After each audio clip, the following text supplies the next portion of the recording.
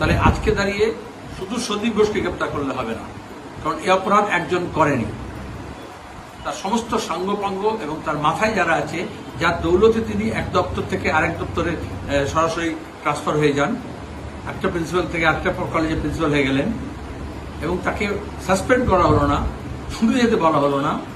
তার মানে তার হাতেও সে যে এত সব করছে তার পেছনে তো একটা মাথা আছে, কারোর হাত আছে, সেটাও খুঁজে বার করতে হবে। এটাকে উত্তরবঙ্গ লবি বলছি আমরা, নর্থ বেঙ্গল ল। কলকাতার পুলিশ কমিশনার আজকেও জুনিয়র ডাক্তাররা বিক্ষোভ দেখাচ্ছে।